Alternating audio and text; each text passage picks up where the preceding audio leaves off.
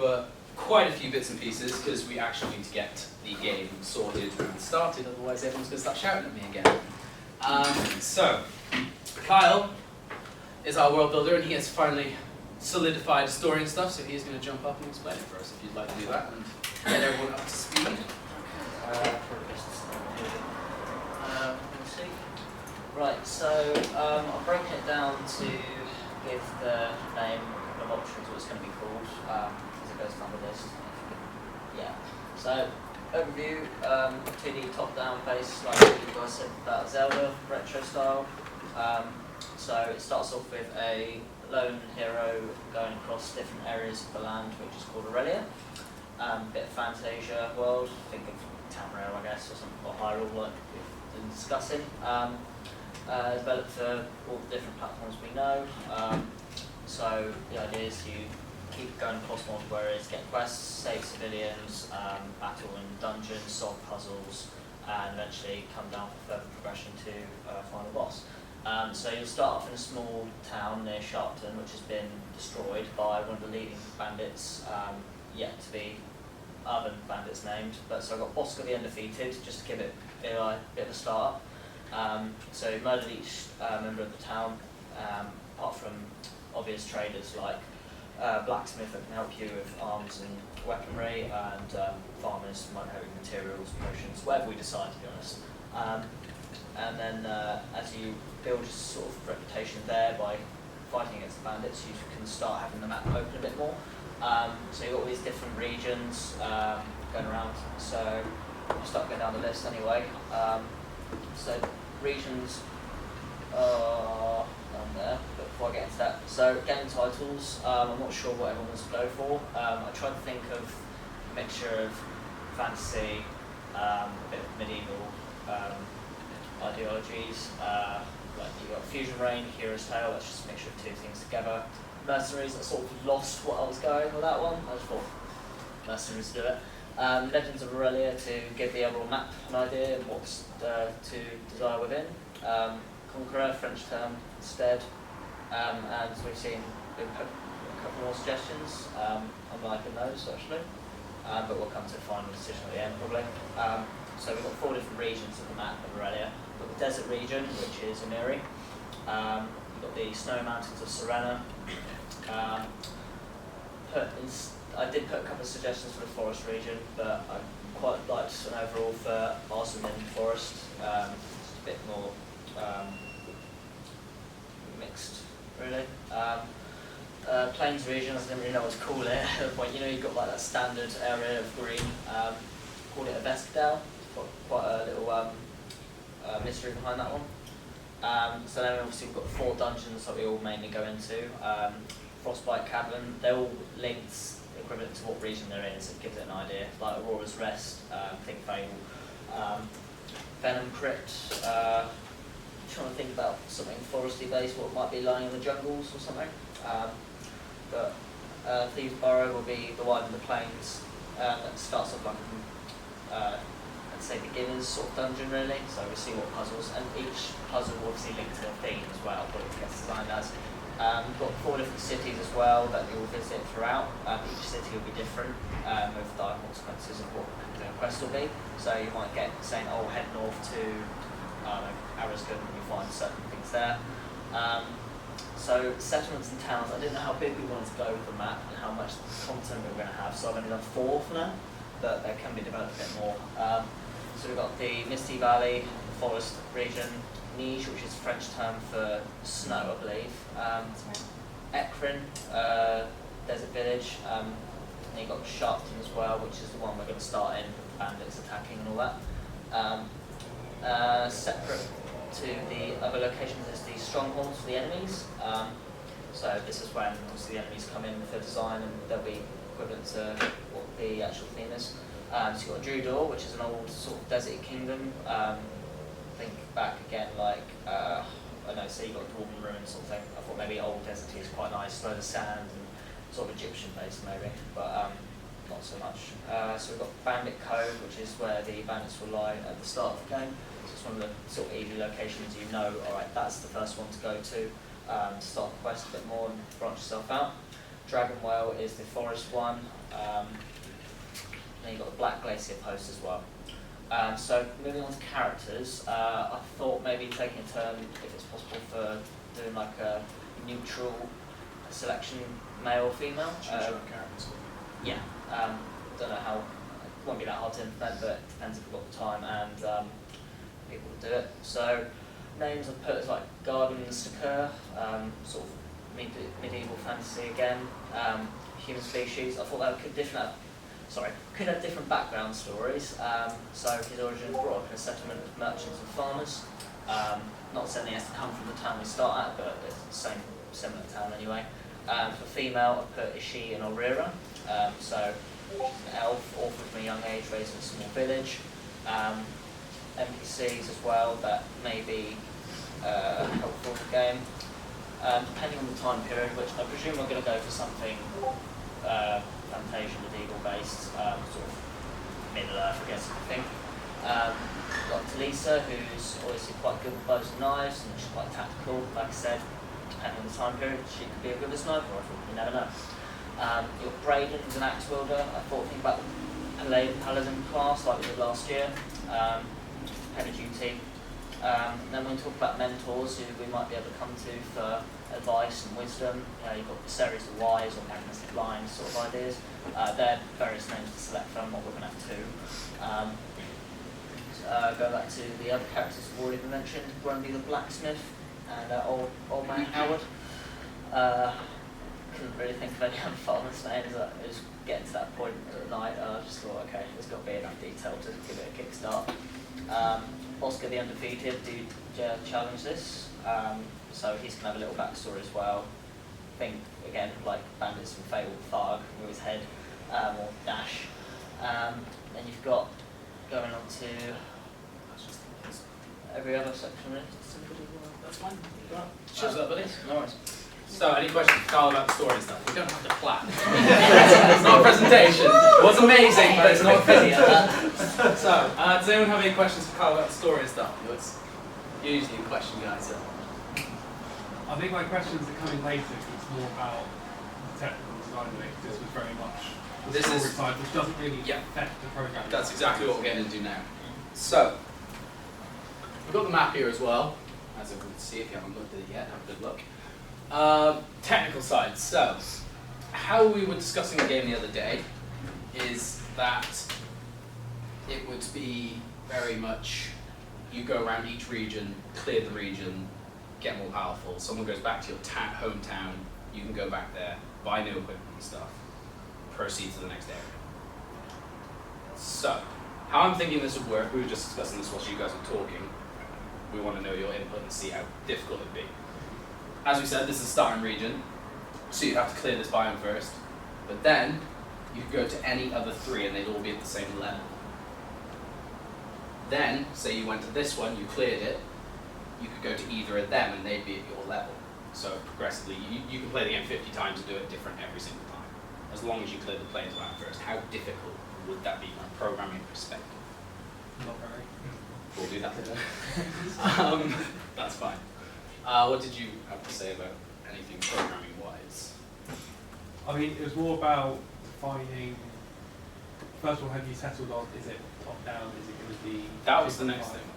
I was thinking we do top down, but we give it the illusion that it's a 2.5 with the assets we use. So you know how Legend of Zelda is the original one. We've got pictures in one of the Discords. Which one was that? It's level design, I think. Or it might be No, it might be general. We did a lot of talking. Okay, so a bit like Pokemon, really. I was thinking like this style, obviously a bit more pixelated, because there's obviously top-down original, but as I've been saying to everyone, the whole point in this project is to bring something innovative and new to an old-fashioned game. So if we just copy that, we're just copying an old-fashioned game, aren't we? So that's why I'm looking at these. These are still top-down games, but they just have the art assets, the illusion that they are 2.5D. So I'm thinking we go for them sort of styles. I know what your thing was about walking behind buildings and stuff. We just won't let people. Literally, the box glide will just be that whole bit. The box light, say this building, instead of being able to walk there, you just have a box light that covers all of that, just there, so you can't physically walk behind buildings and stuff. So that will be a lot of level design things, so we just have to make sure that you can't do that. Yeah. Yeah. Would you like us to see if it's possible to walk behind buildings before you make that decision? If it's or- possible, I mean, yes, they but I'm could just do going off the conversation we had on. This is where proof of concept comes in. Yeah, So you've got the idea of walking behind buildings. we've got the idea, but It's how? up to us to see whether we can Yeah. prove that we can do that. Yeah. I'm just wondering as well, is it going to be possible to, with the limitations we got with the colour palette and stuff like that? Well, be we've able to discussed have this it before, the colour palette, that's the word. as like a By the separate sounds of it, we have quite a lot of colours we can use, because we have four colour palettes. So 4 colour palettes with 4 different colours on each palette. So say we just, is it 3? Isn't it? It's free because one of them is transparent. Yeah. Okay, so still. But like as Jonathan, 12 colours. yeah. But as Jonathan, Heidi, and I were saying before, if one of them was literally just grey, grey, and grey, 3 different shades of grey, we could just put a colour over the top of it. So it'd be like, say this, you just put a green colour over the top of it, and it just has, huh? That's very easy to code that bit. Exactly, yes. It's hard to code in 5 shades of distinct colours. Yeah, because Jonathan's going to be working on Okay, a yeah, tool yeah. for that. That's, So colours, I don't think are too much of an issue. Because I think that, that's that way, fine. that also works for dungeons as well, Yeah. because we can literally have the walls and the floors and everything of They- the dungeons be identical, Yeah. but just be a different colour for the region. Precisely. Exactly, they're all exactly the same asset, it's just different colours. So I'm fairly sure I the assume we're original just gonna Zelda have- does it that way. Oh, I yeah. assume we're going to have a colour palette for each region then. So yeah, there'll be a Yeah. colour palette for each Yeah. region, but still like So, Because there'll there's be 4 colour palettes Yeah. and 4 regions. So Yeah. The only problem is if you want to change like 2 colours in the same sprite, that's when you're going to get into a bit more depth. yeah. But that's why we just have like, And we don't know yet. I don't think we'll be looking at doing that. We'll the just keep main, it That'll be like base. yeah, Because they like set pixels and digital.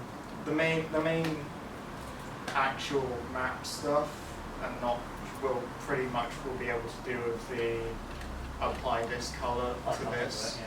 But I see that's when it comes to enemies, if we want them to have a bit more differentiating stuff, then we'll actually have to work into sorting out with multiple colours and whatnot. Yeah, I mean, I've seen a guy on YouTube who's done one fuse back where he made it so you can just change colour palettes. He uses 2 different maps Okay. in shader and it just changes the colour perfectly. So I'm going to try and Try and have a look at that and see. See, because it's a bit updated on YouTube, but it's like, Well, that'd be- That's proof of concept thing. There we go, right away. So yeah, that document is, yeah, you're going to be working on that. And that I was reading up on proof of concept documents because I wasn't 100% sure what it was when we were talking about it on email the other day. It's pretty much just like all of like the flow diagrams and stuff and how AI would work, and it's just It's a bit more than a that. bit yeah. I don't know the full It's background of it. Like I also tried to. implementing a basic demonstration of it. Is it that? Is it? Because Well, okay, So it's not a prototype of the game. it's just It's a demonstration of a feature. right. Okay. So we might set up a single sprite Mm. and change its colours. And that would be the demonstration, and that'd be the Yeah. Okay, and then you just do a bit of writing about how it works.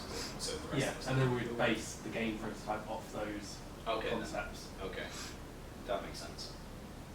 I wasn't 100% sure how the Yeah. concept would work, so I was reading all about it yesterday, and I was just like, this is just confusing me. But okay, at least you understand. That's all that matters. You're in charge of that one, so. But yeah, that's the kind of game style I'll go for. But if you could look into going behind buildings and behind trees, especially for the forest biome, that'd be quite handy I mean, behind a tree. it But might be like something like a shader up by the top, Yeah. you can see the outer. I think it's all layers, isn't it? I mean, that's Not something for our yes. gameplay programs to work It's going on. to do. Yeah. It's not immensely difficult, I think. Yeah. What I've seen. RPG Maker's pretty good at that. Weird making music. Yeah. But it's still not that immensely difficult to Yeah. imagine.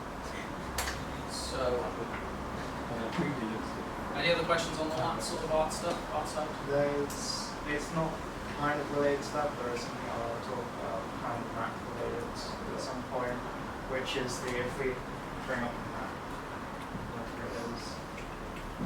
Yeah, so basically what I've kind of put the idea out there, which is with the whole original Legend of Zelda, this would pretty much all be broken up into a grids constantly, and then when you walk either north, east, south or west, then the camera just shifts you down into that area, into the next area, do we want to constantly have it so every area is exactly the same size every time? Or do we want to have it so like some of that size, but then sometimes you have a bigger one, and when you're in that bigger one, maybe it's 2 rectangles, one on the top, one on the bottom, and instead of immediately switching the camera, follows. it then follows you down. So it's got a camera lock, so the camera can go up, follow you up and down, but it still just stays there, doesn't go side to side. If you get what I mean. I don't. Oh, so are you talking about when you're in your little square area? Yeah, So so you you see have the whole area right. of the camera.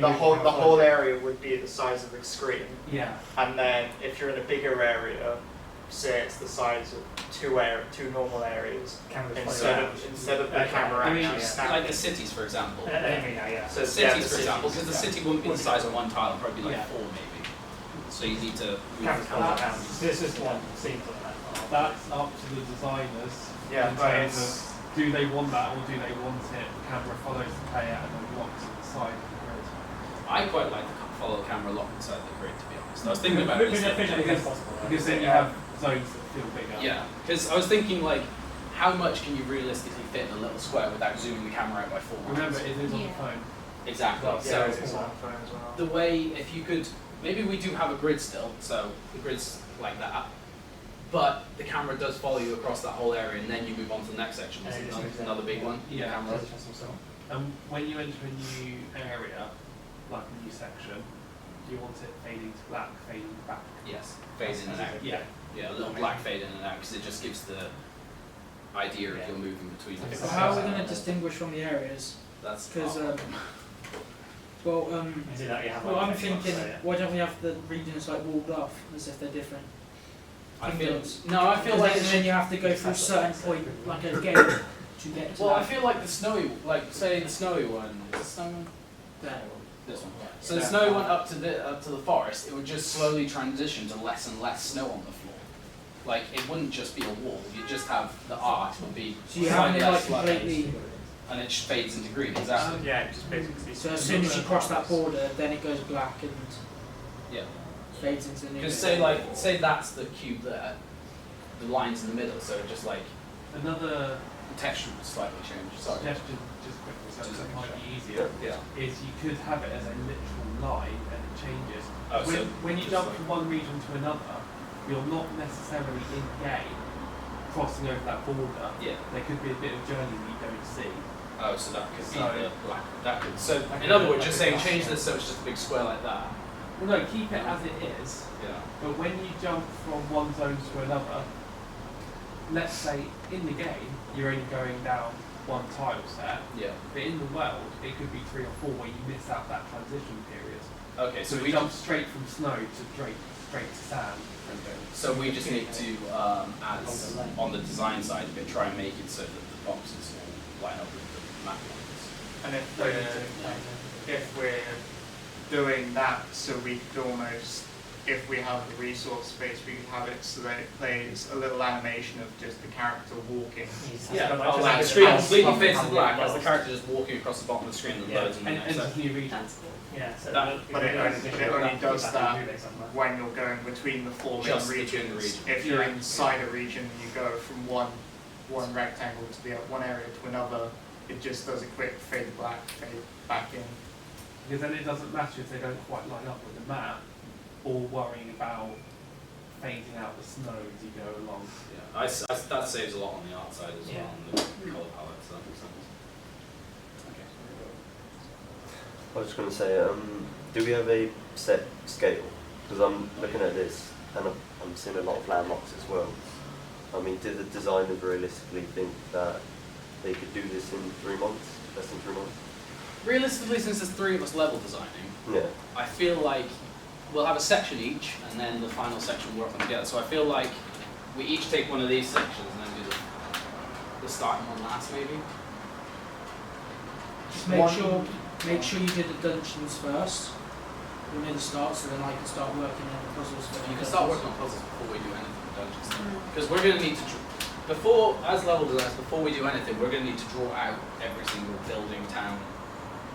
So you'll have a sketch of at least Yeah, that's the what I mean. dungeons. Yeah. by the names of them, you've got sort of Yeah, you kind of got around it. Yeah, already, yeah, yeah. so. But for scale-wise, we don't really have a scale yet. Okay. Yeah. Until we start actually drawing it. We're kind of waiting for today's meeting to happen so we can all Yeah. actually do things. Okay. But realistically, I don't think it should be too much of an issue. Okay. I have just thought something. Your idea of going from, you can go to each region on their own, how's that going to affect the quest line and What do story? you mean? What do you mean? Because How you can go to each region? if So we're going to you- have specific quests, Well, You have to be slightly open world Yeah. approach. that'd be more side quest thing.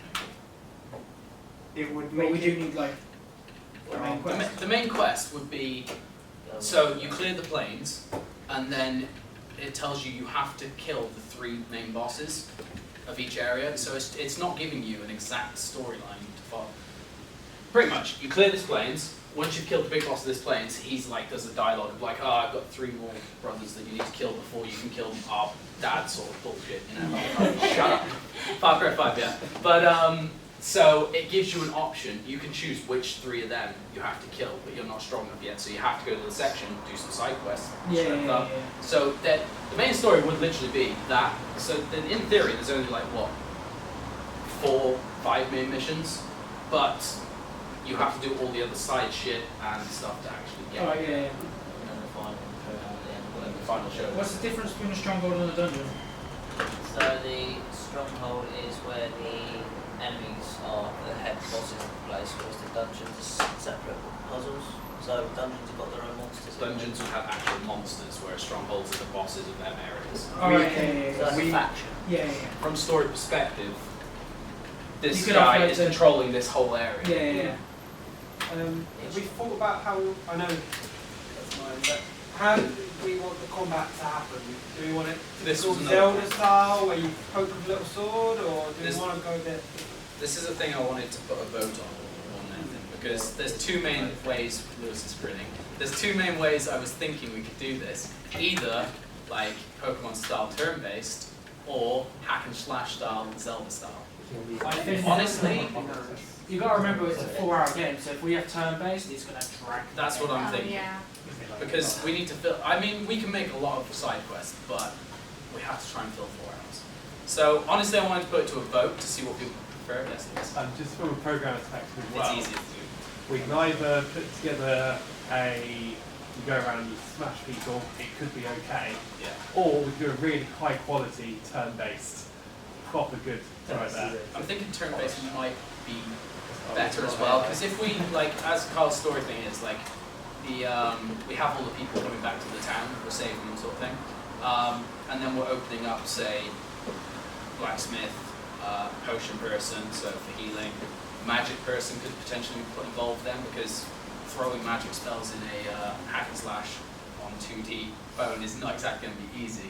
I mean, it's not. It'd be like what we did for mobile, but it's more work for the programmers. Like, and we, as Jack made a very good point, we have 3 months to do all this. Because it's. I'm guessing you're thinking it's like, oh, I've got all these. I'm gonna have to put so many buttons on the screen. Well, no, to do because you stuff. just do swipe motions and you just tell them. Because you don't even need to do that. You can do it in the original style of Zelda, which is your attack is the item you have equipped. So instead of it being, I've learnt this spell, I just say firebolts and it comes out of my hand, it's, I need to have the firebolt rod, and when I attack, my attack is now just long distance firebolts. Explosions. Well, And then you just go into the menu and you go, I want to equip my sword, I want to equip the firebolt. a weapon, yeah, a weapon. Pretty much. On a mobile though, you got to think. Small. It's Yeah, before we do it, it's I think you check it's still recording. It's 30-minute Oh, sections. right, isn't it? So let's just put it to a vote to start with. What combat style do we want? So hands up for the turn-based one. 1, 2, 3, 4, 5, 6, 7. 7 at the end, turn-based. Sorry, guys. I was just going to say, if we do turn-based, Tom is going to need to know how the UI is set. Yes, that will be. That's not actually allocated to anyone, is it? Have we got a UI design? Yeah, Thomas. Tom's, I mean, doing the art of the UI tools. So you get to decide what You're going to have to do some of the sketchy things. No, but what are they called? They've got specific names. Sorry. No, They're mock-ups, but they're done properly. I can't remember. Wireframe? It's I fine. don't- Wireframe. Yeah. Well, you win. I was going to Turn-based. say I don't think it means. Yeah, because I think Um, for combat, turn-based would be easy to do, like signalling, and Also, they can highlight when they're about to attack. the other thing I was thinking for turn-based as well, which would be really good, you said about companions. Companions in a random hack and slash one, AI would be a bastard for that. Oh, yeah. We'll talk about that. Whereas turn-based, they're just following you around, say, which is simple for AI, just follow. And then when you get into a battle, it's just like Pokemon, double team battle. So then we need to think about the encounter system where are we just going to put, are the maps going to be empty and you just walk around and then it's like walking around in the grass and Pokemon? No, I'd say Or that. is it going to be we put the enemies in and you can, if you're good enough, run around them and not have to fight anything, Be a bit both. and then and you basically pick your fights, or we just It'd be like both, it'd be Pokemon style. So Yeah. there are enemies that you can bypass, but if you do, say, walk in the long grass, when you're in a dungeon, there'll be monsters fighting there. Yeah. Oh, Like, yeah. And you need to kill them to level you up. have to Yeah. kill everything to level up. Yeah. Is someone on the leveling system? Has someone got that job? no. Well, it wasn't a you've thing got to until- be- Yes. you've got No, to be- I just thought that now off the top of my head. Yes, someone will be on it. Yeah. Yeah, we've covered a lot of areas. Okay, Because but yeah, it will work. There'll be both types. So 'Cause it's- you physically can't dodge everything. the best example is that I've just come up with off the top of my head is, do we want it to be, let's go Pikachu and Eevee, or do we want it to just be regular Pokemon? It's more Both. regular Pokemon. You saying that? Yeah, regular Pokemon. Both. Make more sense, but the thing is, people can't physically do the game unless they level up. Like, even if you do run past everything, you physically won't be able to do anything because you're not strong enough to kill stuff. So, because what we could do, No speed runs. Yeah, it's there's just not by anyone. Yeah. Are they going to make this really hard for Kostas to beat then, yeah? Yes, 100%. Yeah. Kostas is going to spend 8 hours playing. Actually, does Kostas have to play this whole game? Yes. Yeah. That's why he's only got to make it really fucking Probably you have to make a 4-hour video. Oh god. And you'll click Oh yeah, do we have to take a video or gameplay? Oh yeah, One one of of us us will make it easy for us in that video, then make it hard for him, but you just mission him. We'll just equip God with It's it. like easy mode, then make it hard for him. Yeah. We'll take it online for YouTube. Oh yeah, definitely. Well, I'm thinking, the next thing I was going to go on to is the thing I've been writing up because I've been on the pitch document. So if we open this up. So I've been kind of what I posted to you in the world build and then got told off by Kostas for. It's inspiration slide. I was just trying to kind of give you something to work on because we all talked about it in class anyway, and then I just kind of wrote it up. But I was talking about how the game's going to work, sort of thing. So Carl was just mentioning about map size. You know, is it enough there for 4 hours? And I feel like the locations are fine because we're going to have quests and stuff in each place. And as we keep saying, if you're not high enough level, you're not being the game. So you physically have to do pretty much everything to win. So I was thinking, like, in the main cities, there'd be like 2 or 3 main side quests, because you know the main quest is kill the big boss. So like clear out Yeah, there's the 2 or shop, 3. clear out the dungeon. Yeah, exactly. So there's like 2 or 3 main side quests, and then the proper side quests would be 3 or 4 or something in each city. So that means there's 1 city per region. So what you're looking at, like 20 plus quests in just the cities alone. So when you think about that, and then you have 2 other towns and a But they could just be like, all the quests could be in the cities, but it could be like, deliver this to that town. I've said in the document maybe 1 or 2 side quests in the little towns as well, just to give them something. Because otherwise, if it's just deliver something to this town, it's like, what's the point in even being there? You can just. I know people typically hate them, but back and forth quests do waste a nice bit of time. They do waste time. It's fucking annoying. Hey, deliver this here. There's my Oh, phone. here's another letter. Take this here. We could do a really tedious quest, which is deliver letters from a city like from a lover sort of thing to someone in the town. So you literally have to just keep walking letters backwards and forwards. You could be Then a just side- keep going. side Like, quest is the Like postman. Romeo Yeah. and Juliet. yeah, like Romeo and Juliet, you're a postman. You just have to deliver God. letters. Yeah. Just to piss Kostas off. That Keep really going. program, so he keeps You know the one about Tom? Yeah. Imagine, that would be so good. It's just, and then after 4 hours, it's like, you beat again. You win. It just pops up on the screen. Oh, no, That's the that's real pacifist That'd be one. amazing. Also, you only get like 10 XP or something per delivery, so it's not even